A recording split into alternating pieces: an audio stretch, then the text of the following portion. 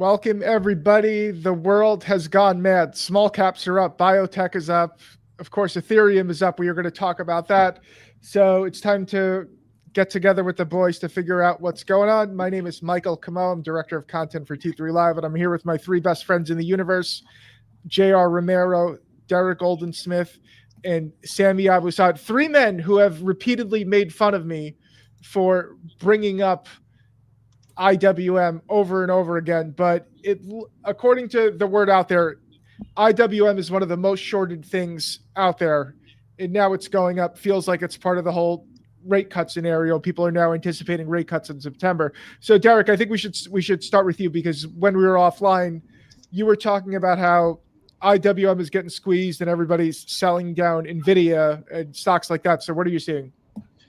Yeah, this market right now, especially after yesterday's CPI event, just seems like it has gone into absolute max pain mode for long-short fund managers who are primarily long names like NVIDIA. And it's not that NVIDIA is doing bad by any means. NVIDIA is still sitting here pretty much near all-time highs, but it's become kind of relatively weak over the course of the last couple of days. And there's some research that shows that to hedge their heavy long positions in the NVIDIAs of the world, they're heavily short the IWM, very, very heavily short the IWM. And that trade is just getting absolutely and utterly squeezed. There are short squeezes everywhere you look. Yesterday we were up, 3% or something like that in the Russell 2000. We're up another 1.25% right now. You got all these crazy names that are squeezing everybody, like JUMI starting to run. JUMI up 5% today on the fifth green day in a row for the stock. So this hedge fund strategy of being long NVIDIA and hedging it by being short JUMI is just kind of blowing up in their face at the moment. We'll see how the dust settles. Okay, yeah. So JR, we're also seeing housing stocks are taking off, biotech stocks are taking off. Do you think this could be a bigger rotation away from tech? You're muted. Not anymore. He's still muted. Can I get a mic check? All right, we can hear you, JR. Thank you very much. I did that on purpose. You don't like to hear the click-clacking of my trades, so I was just being a scholar and a gentleman for you. The bond market's calling Powell's bluff, and the market's stampeding higher in anticipation of a rate cut. All of your interest rate sensitive sectors and the IWM, which I affectionately like to call the garbage, is squeezing higher. Okay. All right. Okay. Rocket science. All right. Good. We need to keep it simple for people like me. Okay, Sammy, do you actually think it could be IWM's time? The chart sure looks like it. We sure looks like it. We're gonna continue to move up to 240 on the IWM. 240 to about 245 should be the next target on the IWM. 240 to 245. Very bold. Okay. All right. So one of the big topics this week is Ethereum. It's up something like 175% from the April lows. Bitmine immersion is skyrocketing. Tom Lee is the chairman, and he wants to raise up to $20 billion to buy 5% of all the outstanding Ethereum. So, Sammy, I guess I'll bounce it back to you first. I know you were in Ethereum recently, and you recently jumped on Solana. What are you seeing in the crypto space and Ethereum specifically? Just all out bullish. I mean, just a lot of bullishness. They go along with the IWM. When the IWM turns bullish, also crypto goes bullish too. So I saw a really nice setup in the Solana ETF, and that's what I called in the newsletter. And then I also saw a really nice setup in Ethereum. It quickly got to target. I don't know how much it shot up in just a few days. So that got to target, but the Solana ETF is SOLT, entered at 1760. It hit 25 today. So I'm still thinking it should get to the prior high, which is 2685. And that would be the target, at least for now. But yeah, I mean, crypto's pretty bullish, just like the IWM's turning bullish. Okay, JR, you've given a lot of interesting advice on Bitcoin. Is a good analogy that it's like a firework you hold in your hand. And I guess it's the great hedge against happiness and wealth creation. That's my take on it. I mean, I'm long Bitcoin since 63,000. I think we're going to see 126 and 132 this year. If it moves, I'm going to trade it. Is it a bunch of nonsense? Is it going to end badly? Okay, I think it's going to make the tulip craze look like a bad bar mitzvah party. I don't even know what the hell Solana is. I have a couple of millennial resident advisors. I asked them how to program a VCR and what the hell the kids are trading today. As a senior citizen in the room, I guess I'm allowed such vicissitudes. I don't know. I mean, the chart looks amazing. Sammy's really tapped into what the kids are doing, and Solana looks great. I mean, technically, it looks amazing. I'm adding it to my radar. Crypto is a risk-on asset. It's now institutionally driven. Dan Niles yesterday hopped on the Tom Lee bandwagon, and it just feels like those scene in action movies where the car just goes, it's on fire and now it's going off a cliff. I feel like that's the stage of the market. We're in total FOMO and exuberance and a whole lot of trap shorts. So yeah, all this stuff's probably going to go higher. Okay. And JR, what is a vicissitude? Oh, come on. I'm not a Columbia graduate like JR. I'm not a Columbia graduate when it comes to day trading because I studied computer engineering. Vicissitude is like how do you explain a vicissitude? Like a vicissitude of fortune, like a sharp circumstance. You can't put the word in the definition of the word. Okay, moving on. Circumstance, kind of. Yeah. Yeah. There you go. Okay. I have 3 kids and they're doing S&T prep, so it just comes out of me naturally. Both of you guys have teenage kids. You'll see what I'm talking about. Okay, Derrick, have you fallen in love with crypto yet? When are you going to join the club? Fall in love? No. Well, you just got to buy a little bit, just a little bit, like $20. Useless speculative assets that don't produce anything are not my jam. It doesn't mean that it can't go higher because price action is what pays. If there's more buyers and sellers, then things going to go up. And I'll tell you something that is really, really, really bullish for crypto is the potential change in 401k allocations. All of a sudden, we're talking about making it so that you can invest your 401k in crypto, in real estate, in private equity. And it's interesting because that could have a bearish read through in the long term on the actual equity market, because forever, there's been some chatter some debate over the course of the last 15, 20 years about why the S&P trades at a perpetually higher PE than it used to in the 70s and 80s. And for sure, one of the main reasons for that is just because of the composition of the S&P has changed so much. It's no longer, entirely composed of these industrial companies that have all these big factories and cost of capital. And there's a lot more asset light software companies that can command a higher multiple. But also, I think part of the consistently higher PE multiple in the market could be attributed to the fact that there are just so many individuals out there that have access to these retirement accounts that they didn't have in the same way 50 years ago, where you just get, kind of a little bit of a constant bid into the market from anybody who's got an employee type of job, where every month they get that matching 401k, and then that goes into the equity market. And if all of a sudden it's not going into the equity market in the same way, it might mean that the equity market is not quite as bullish as it used to be. But the flip side is that things like crypto, if all of a sudden people are every single month, their 401k is buying some crypto, again, it's supply and demand. So that could be hugely positive. Personally, it makes me very, very, very nervous. I am of the thought process that someday, some way, we will see a run on the bank when it comes to crypto, similar to how actual banks in the 1930s and 1800s used to see runs on the banks, and there was no FDIC insurance. There was no SIPC insurance. I don't know what could trigger that. Maybe it's a quantum computing hack of the code or something. So I would, not really my jam. I'd rather own asset producing companies. Like when I own Apple stock and I own an iPhone, I know that Apple is producing something from that. But again, this is a supply and demand game, and we're traders.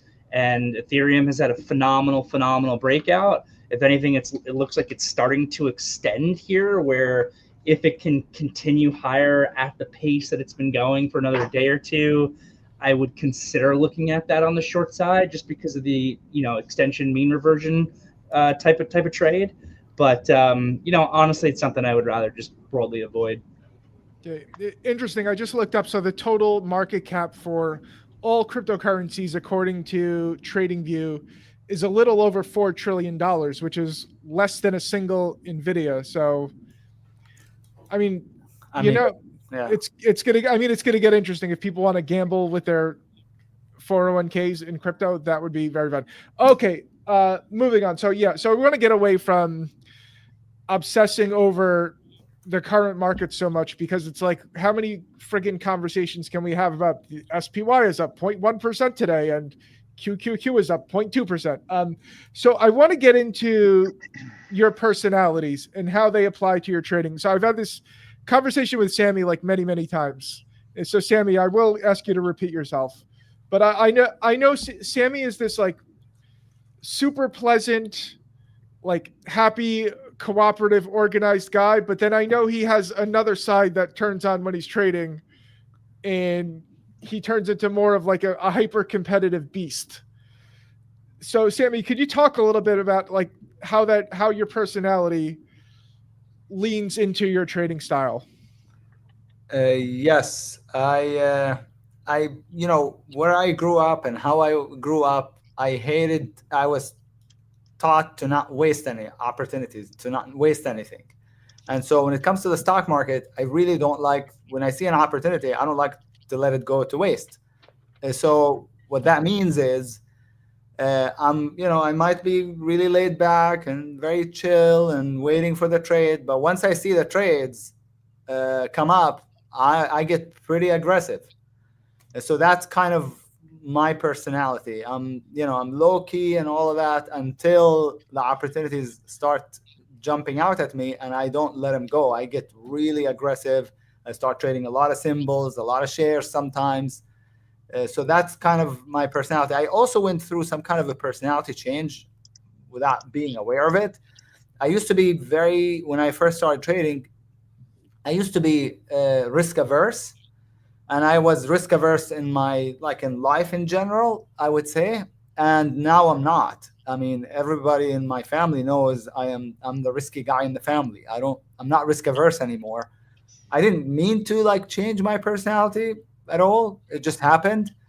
But yeah, I'm not risk averse anymore, I guess. So which means it makes me a little bit more aggressive, and I have to watch myself. I don't want to get unduly aggressive. I always want to be listening to the message of the market. If the market is saying, get aggressive, I get aggressive. If the market is saying, don't be aggressive, I honestly want to be listening to some music and be taking it real easy. And that's actually, I found it to be the hardest thing about trading, is to learn how to adapt to the ever-changing market environment. Usually people are either aggressive all the way, just always on the aggressive side, or always on the passive side, but never, aggressive sometimes and passive other times. And I found that to be necessary in an ever-changing dynamic market environment. We have to be really aggressive when the opportunities are there, and we have to be very, very laid back when they are not. We have to adapt to the market environment. And first time I learned that lesson, it cost me over $40,000 to learn it, because I was aggressive, and I thought, and then the market changed, and I continued to be myself. I continued to be aggressive, and I continued to trade the way I had traded the previous 2 months, which worked for me. But the market was was telling me to not be aggressive. I just wasn't listening. Didn't know that the market changed. I didn't know that markets change from time to time. So that's kind of really, really important, is to adapt to the market environment. And luckily, it's something that I'm able to do, but I think it's hard for a lot of people. Okay, interesting. You described yourself as risk averse. When you left, you said, I don't want to be an accountant. I want to be on a trader, which does sound not risk averse. Okay, Derrick, now you used to be a fighter. Derrick was a world champion kickboxer, which is why I can't mess with him too much, because he might break a few things on me. So Derrick, can you kind of talk about like how that experience plays into your trading and your trading style? Sure. So I think that you have to develop your trading style around your personality. And a bad habit that I recognize that I fall into very easily in my own trading, I recognize this, well over 10 years ago, was that I like to fight stock. Something's going against me. I think the idea is right. I get stopped out. I re-enter the position. I get stopped out. I re-enter the position. I get stopped out. I re-enter the position. And then sometimes I would notice that, wow, if I just gave myself a wider stop to begin with, I would have lost less money by the time it got to that price than the amount of times I was just, in and out of the trade and stopping myself out over and over and over again and fighting it. So knowing your personality is really important. I think that one of the most fascinating things about my career as a manager of other traders, I've been managing other prop traders here at T3 since 2013, so like 12, 13 years now. I think that one of the most interesting things is that I have seen many traders become successful in this business in very different and unique ways, but I have also seen traders fail in this business who traded very, very similarly to a similar strategy or style to a trader that I know who is very successful. So a question that I've always asked myself is, well, what separates these traders from those who become successful from those who don't? Because if you think about it, I know people who are running stat arb strategies who are successful. I know people who are running HFT algorithms who are successful. I know people who are longer term traders who are successful. I've heard of this guy, Warren Buffett, who is a value investor. He's become pretty successful, I think. Yet again, other people, same strategies, can't become successful. You need to find the strategy that works for you, because if you are implementing a strategy that goes against your personality, you're never going to be able to be disciplined with it. And that's the bottom line. So using myself as an example, when I first started trading, I was really kind of taught to be like a hyper scalper, a real hyper scalper. And that is not the right approach for me. I will still take some scalps here and there, but being like a pure all day, every day hyper scalper trader, risking 3 to 10 cents to try to make, 5 to 40 cents on things and doing it over and over again, it lends itself to that negative personality habit that I have, which was great for my professional fighting career, but has been terrible for my trading career, which is to fight stock. It's, oh my God, I just got shaken out of this position when I had a 4-cent stop loss, and then now it's come back in my favor, so I need to re-enter the position right away. Like, that is just not going to be the right personality for me. And other people can be very, very successful trading in that style. I can't be. So you need to really know your personality, and you need to develop a trading approach that fits within that personality in order to really become successful in this business.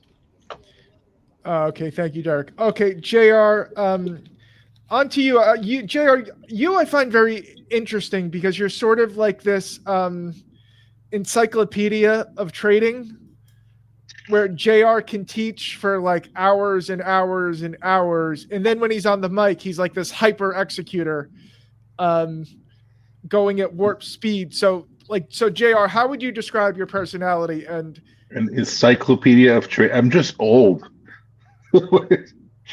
That's called being old. What was the question again? Speaking of being old, what was the question? All right. First of all, I've met plenty of dumb old people, so don't sell yourself short.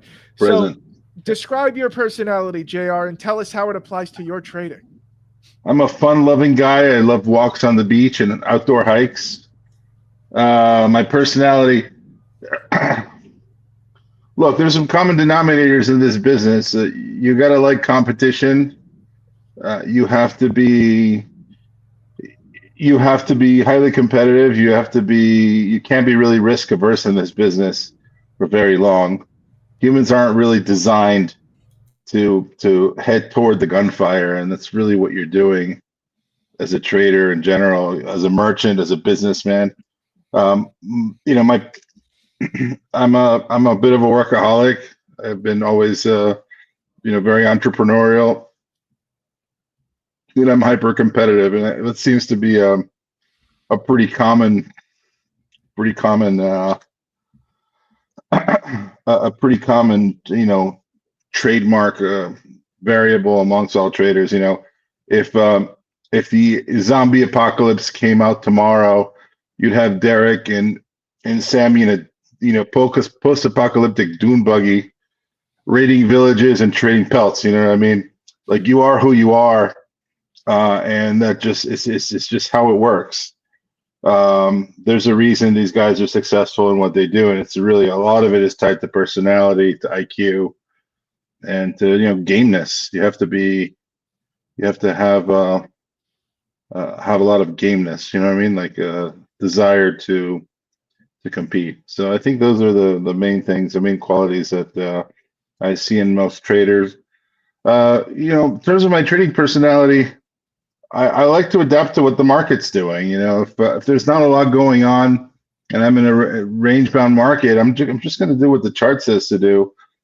If I see that I have opportunities for a bigger move, I'll take like WBTN today. We took off the open. This thing trended all day, right? So I don't have a specific trading style that I can say, I'm a scalper or I'm a swing trader or day trader.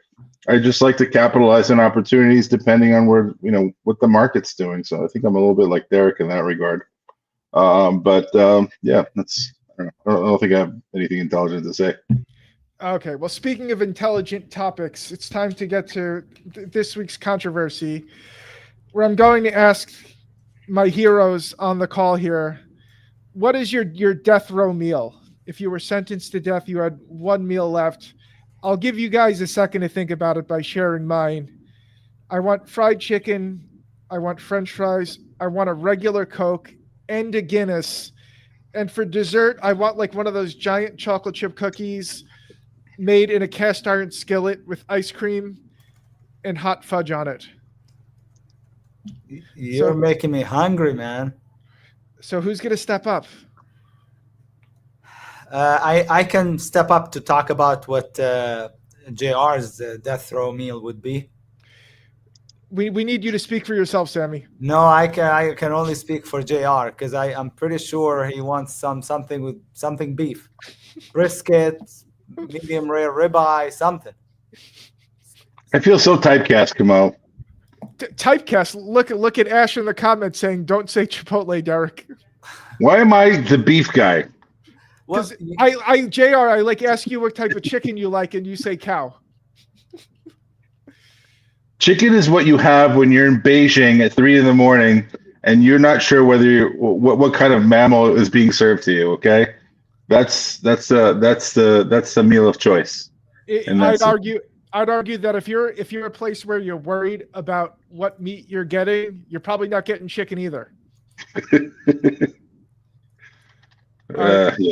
Anybody gonna man up? All right, I'm gonna go with this one. Listen, last meal. This is nonsense. All right, you got to go out swinging. You order 2 flanken ribs with the bones. Okay, you put on your Bruce Lee Game of Death yellow suit. All right, and you use some improvised nunchucks, and you go out swinging like a man. None of this last meal stuff. Come on. Do you use like A1 steak sauce on those? No. There will be blood, son. I'm done. End of rant. Thank you for participating, JR. You're welcome. Are Sammy and Derrick, are they masculine enough to show up and give an answer? I think I would want a ribeye with some baked potato, For dessert, I would want something with ice cream, but I'm big on ice cream, but I don't know. I wouldn't want just ice cream by itself. I'd want something else with it, maybe a cookie or something, not sure. But that would be kind of my death row meal. I hope I never get to experience it, but if I do that, that's probably what I would order. Okay, well, if you do, we'll send this video to the judge. Okay, Derrick, how about you? Before I get taken to the electric chair, I will start with an appetizer, which will be a Chipotle burrito. Then as my main course, I would leave that up to my wonderful wife. Whatever she thinks would be best for me that she would want to make is what I would want. But where we get interesting is where we get into dessert. And for dessert for my last meal, I hearken back to COVID when I was at my maximum fat assery.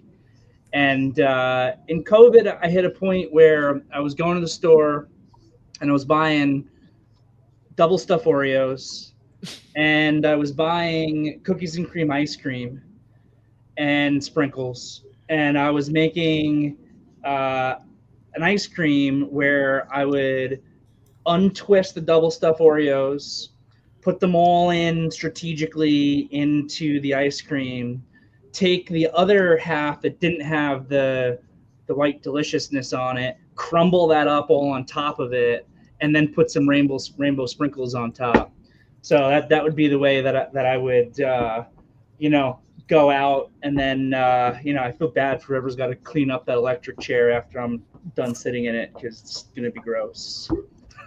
We seem to often reminisce about COVID. It seems like it was a good times, wasn't it? I mean, the people that were infected and had, I'm sorry, I'm just talking about the ones that didn't catch the virus and were okay. Seemed like it was good time, wasn't it? It was. For me personally, COVID is the best thing that ever happened to me in my whole life. It got me out of going to the T3's New York City office 5 days a week. It got me to get out and see the entire great United States, move out to Idaho, live a life that, just totally leveled up my life. So, very, very tough time for a lot of people, but for me, it was the best thing that ever happened. And best trading environment I've ever seen. I mean, bar none. So it was really, we reminisce about it for a reason, because it was really awesome. Yeah, I'm sorry people got sick. I mean, I had COVID. Yes. I had COVID twice and it was brutal. I had it once. Yeah, I had it really, really bad. I was an inch away from going to the hospital. But I was afraid they were going to put me on a ventilator. So I was like, I'm not fucking going down there. But yeah, I thrived and had the time of my life.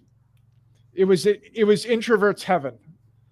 Right. I agree. Same exact experience. I had COVID. It was really bad. But other than that week and a half or so, it was the best time. Trading was awesome. I'd go to the pool at 3 a.m. That's how excited I was about the day. I mean, I don't have the discipline to go for a walk at 3 p.m. these days compared to COVID. COVID at 3 a.m. I'm going to the pool, getting a workout, and then, taking a shower, then coming upstairs, doing some sauna, then going, and then starting my morning trading. I mean, it was the best of times, honestly. All right. Okay. No more reminiscing of the good old days. Okay, we're gonna close out. Of course, I need ideas. I got so much money to put to work, and I don't know what to do with it. Put it all in Baba. Baba looks good on the monthly. Baba and a lot of the China stocks, but Baba's not late like some of the other ones are. So I like Baba a lot. There's some nice ones, but they've already popped. So it's hard to chase them. Once you chase them, that's when you get your head handed to you. But I like Etsy long term. I have a call on it in the newsletter. I like Baba long term. I have a call on it in the newsletter also. I like SRPT. So it's a biotech company, SRPT, but it's probably going to be short-lived. don't have my charts up to show you. I do have my charts, but I have to have TC2000 up. I don't have TC2000 up. But those are some names, if you're interested, that are not late, that are not too late. I'm scalp trading the ACDC right now as we speak. I got 17,000 shares in it. So, yeah, so those are some names for you. Come on. Okay. Baba, Etsy, and SRPT. Okay. JR, Derrick, who wants to step in? And remember, let's be clear. It's always fine to say, I don't know, or there's just nothing. I got one more, the IT. Check out the IT. It's like a huge drop, probably good for a bounce. Triggered already today. So I like that too. I also really like the Alibaba trade. I'm in it. I actually sold a little bit into the large gap up this morning. This market right now, I like the idea of just buying every piece of crap stock that you can find that's squeezing. They're probably all going to implode at a certain point, and it's two-way trading. At a certain point, you can short them. This has been the environment. You know, you could be long the QSs and the JOBYs and the opens and all those names when they're breaking out. Then when they go 3, 4, 5 days vertically up, you can flip them to the short side for the mean reversion trade.